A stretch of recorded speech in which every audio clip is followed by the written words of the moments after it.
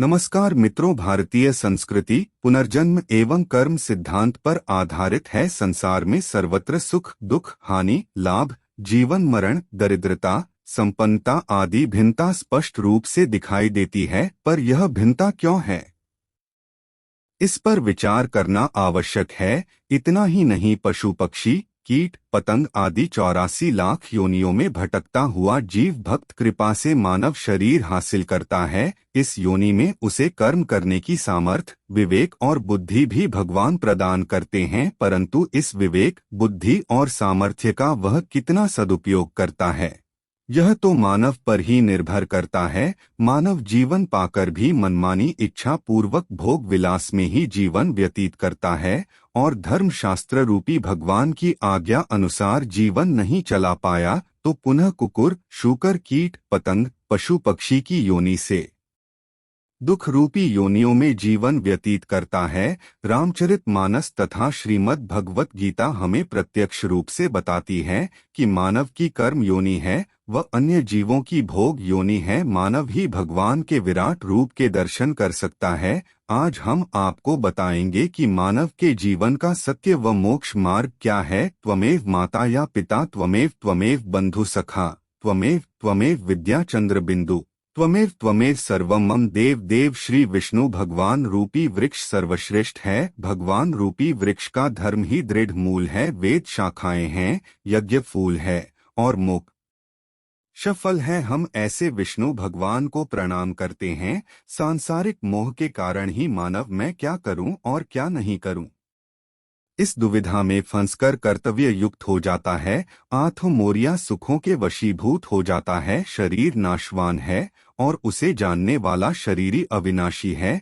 इस विवेक को महत्व देना और अपने कर्तव्य का पालन करना परम मानव का धर्म है। मानव को अनुकूल प्रतिकूल परिस्थितियों के आने पर सुखी दुखी नहीं होना चाहिए, क्योंकि इनसे सुखी दुखी होने वाला मानव संसार से ऊंचा उठकर परम आनंद का अनुभव नहीं कर सकता। सब कुछ भगवान ही है, ऐसा स्वीकार कर लेना सर्वश्रेष्ठ साधन है। जैसा कि भगवान श्री राम ने कहा है, सबकी ममता दाद बटोरी, मनपत मन ही बांध बड़ी डोरी। सुंदर सी इच्छा का छूना ही हर्ष सो भाई, नहीं मन माही इसका भावार्थ है। इन सबके मोह माया रूपी धागों को बटोरकर और उन सब की एक डोरी बनाकर उसके द्वारा जो अपने मन को मेरे चरणों में बांध देता है, सारे सांसारिक संबंधों का केंद्र मुझे बना लेता है। जो समदर्शी है, जिसे कुछ इच्छा नहीं है और जिसके मन में हर्ष शोक और भय नहीं है, वह मुझे हासिल होता है। सभी मानव भगवान की हासिली के अधिकारी हैं, चाहे वे किसी भी वर्ण, आश्रम, संप्रदाय, देश, वेश आदि के क्यों न हो। जो भक्त शरीर, इंद्रियां, मन, बुद्धि सहित अपने आप को भगवान को अर्पण कर देता है, वह भगवान को प्रिय होता है। जैसे कि विभीषण इन वाक्यों का प्रत्यक्ष उदाहरण है। वह इस प्रकार है। विभीषण का राक्षस शरीर होते हुए भी भगवान श्री राम ने उनके ऊपर अपनी अति कृपा करके अपनी श्री चरणों में शरण दी। विभीषण तो लंका नगरी में ऐसे रहते थे जैसे दांतों के बीच में जीभ। भगवान श्री राम तो है ही इतने दयालु की आदम जात की होते हुए भी शबरी को भवसागर से पार उतार दिया। अंत काले चश्मा में स्मरण मुक्त हुआ कलेवर। हम यह प्रयास अति संभावन या कि नास्ति अत्र संशय, इसमें भगवान श्री हरि कहते हैं कि जो पुरुष अंत समय में भी मुझको ही स्मरण करता हुआ शरीर को त्याग कर जाता है, वह मेरे साक्षात स्वरूप को हासिल होता है। इसमें कुछ भी संशय नहीं है। यम यम वापिस मरण भावन, क्या जो क्रांति कलेवर तम तुम्हें बहती कौनते सदा तत् भाव भावित, इसका भावार्थ है मानव अंत समय में जिस जिस भी भाव को स्मरण करता हुआ शरीर त्याग करता है, वह उसको ही हासिल होता है, क्योंकि वह सदा उसी भाव से भावित रहता है। इसलिए हमें हर पल भगवान का ही स्मरण करना चाहिए, तभी हम भगवान द्वारा अर्पण किए हुए मन बुद्धि से युक्त होकर श्री हरि को हासिल होंगे। संध्या वंदन, योग, ध्यान, तंत्र, ज्ञान, कर्म के अलावा भक्ति भी मुक्ति का एक मार्ग है। भक्ति भी कई प्रकार की होती है। इसमें श्रवण, भजन, कीर्तन, नाम जप, स्मरण, मंत्र जप, पाद सेवन, अर्चन, वंदन, दास्य, सख्य, पूजा, आरती, प्रार्थना, सत्संग आदि शामिल हैं। इसे नवधा भक्ति कहते हैं। लेकिन हम आपको बताएंगे कि गीता में उल्लेखित 4 तरह के भक्तों के बारे में गीता में भगवान श्री कृष्ण कहते हैं।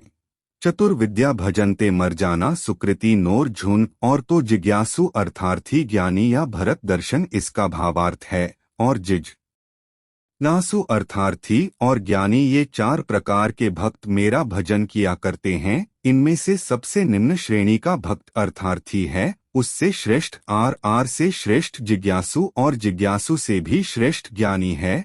और भक्त वह है जो शारीरिक कष्ट आ जाने पर या धन वैभव नष्ट होने पर अपना दुख दूर करने के लिए भगवान को पुकारता है। जिज्ञासु भक्त अपने शरीर के पोषण के लिए नहीं वरन संसार को अनित्य जानकर भगवान का तत्व जानने और उन्हें पाने के लिए भजन करता है। अर्थार्थी भक्त वह है जो भोग ऐश्वर्य और सुख हासिल करने के लिए भगवान का भजन करता है। उसके लिए भोग पदार्थ व धन मुख्य होता है। और अर्थार्थी और जिज्ञासु तो सकाम भक्त हैं, परंतु ज्ञानी भक्त सदैव निष्काम होता है। ज्ञानी भक्त भगवान को छोड़कर और कुछ नहीं चाहता, इसलिए भगवान ने ज्ञानी को अपनी आत्मा कहा है। ज्ञानी भक्त के योगक्षेम का वहन भगवान स्वयं करते हैं। 3 शाम यानी नित्य युग तक 1 विषय क्षेत्र प्रयोग ही ज्ञान नोट व्यर्थ हम सच्चे मन प्रिय इसका भावार्थ है। इनमें से जो परम ज्ञानी है और शुद्ध भक्ति में